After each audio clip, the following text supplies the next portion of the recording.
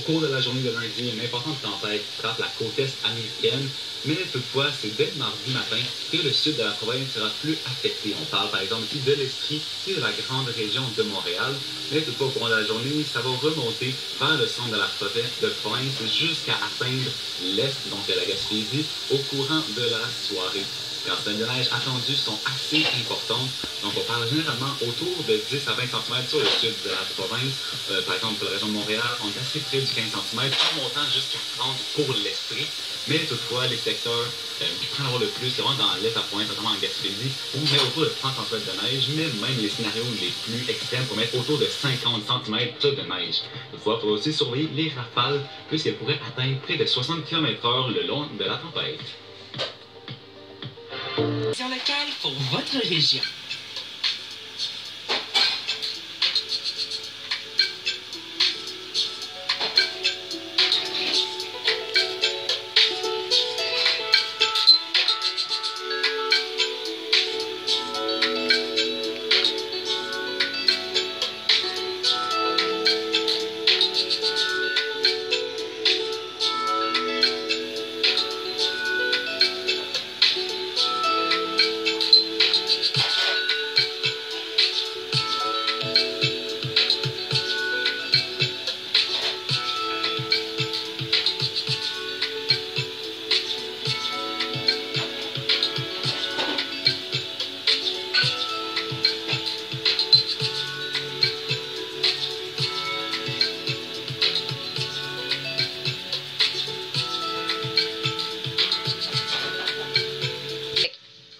Québec, moins 6 à moins 7 durant la nuit.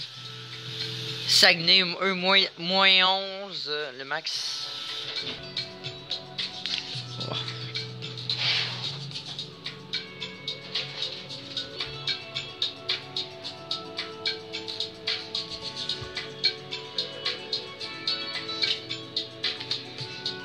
Plusieurs disparus après le passage d'un cyclone.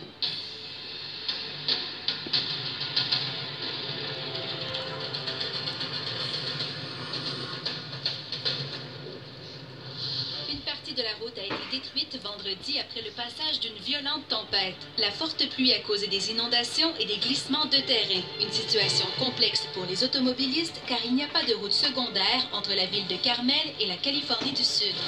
Une imposante tempête de poussière a pris d'assaut le nord du Texas samedi. Les forts vents ont rendu la visibilité nulle par endroit, comme on peut le voir sur ces images captées par un automobiliste.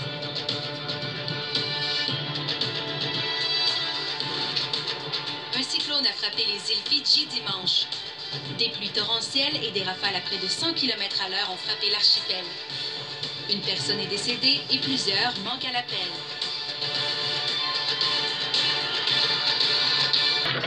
Thug life, bro. What the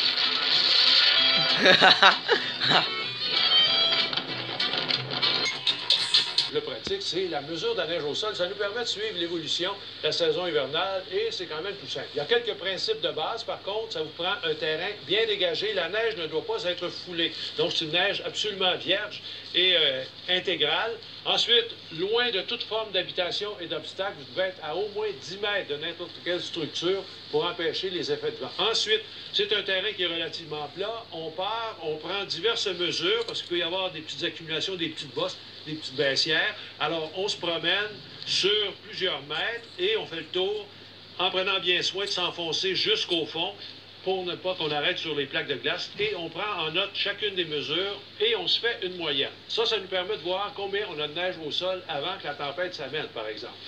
Pendant que la tempête est là, qu'est-ce qu'on fait? On se dégage une surface plane, possiblement un petit peu surélevée pour empêcher les effets de poudrerie.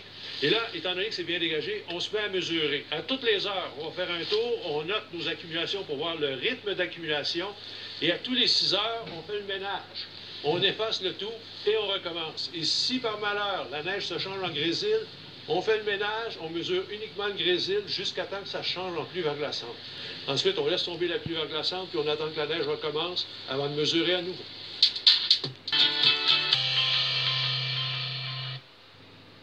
Nord extrême. Ah. Ami de VUS de luxe. Mardi, mercredi, jeudi, regardez. Bonjour, Je suis irrigué. Hein? Il va faire moins 13 à Gatineau. Je peux faire ça de mon ordi. Lors de la dernière tempête de neige du côté de Montréal ou encore de l'Estrie, on avait la neige beaucoup plus légère puisqu'on sera sous l'influence d'une masse d'air arctique où le mercure pourra donc chuter jusqu'à moins 5 degrés. Et cette neige pourra s'accumuler donc très rapidement sur les routes et ainsi causer des chaussées plutôt enneigées de mardi à mercredi du sud jusque vers l'est. Cette neige tombera aussi avec de forts vents. On parle de rafales à plus de 80 km/h, notamment dans l'est de la province et le long du Saint-Laurent à plus de 60 km/h. De la poudrerie donc sera possible jusqu'à mercredi.